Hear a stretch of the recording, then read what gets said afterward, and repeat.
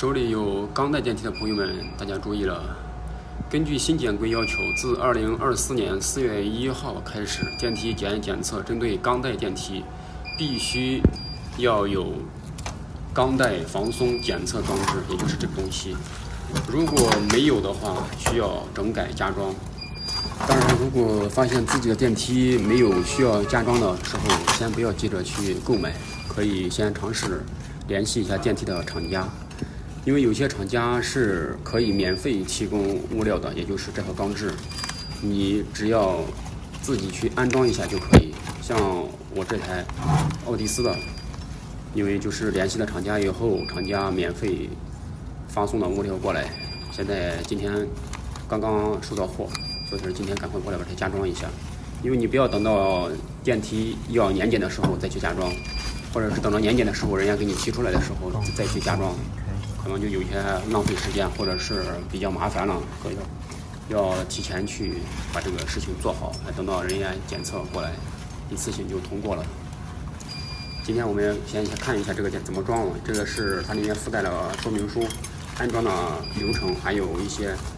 图纸。当然，它这个图纸的话需要接入安全回路。根据它的安装说明的话，这个装置是应该装在这个钢带的绳头这个位置，所以说这个绳头的这个防护罩我们需要把它拆掉。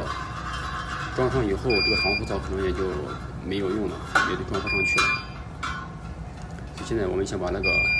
绳头的防护给它拆掉，这个就是钢带的绳头。这绳一松一定上来，开过去。这个动作可以，这个 OK。这就装好了，其实很简单，就是含用的防护罩的2个螺丝孔固定，然后根据绳头调下高低就可以了。调完以后，我们需要布线，布线的话就是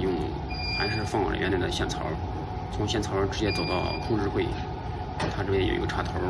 是吧？插头，它这插头 L 是公母2个头的。这里面也有附带的说明书，还有图纸，它会告诉你控制柜里面剪的是哪一个插件的几号线，然后剪了以后怎样去接，包括这个图纸，它这个图纸也是附带的。所以根据这个图纸呢，我们要加装的防松开关就是 B1S1，看在这个位置，然后根据这个走线，你看到没有？是我们需要接的线是P1C， 然后在主板上面找到 P1C 的话，然后需要剪的线就出来了，它是5号线，然后图纸上面已经标出来了，我们只要把5号线找出来就行。是从下面它是从右往左数，第5根线就是5号线。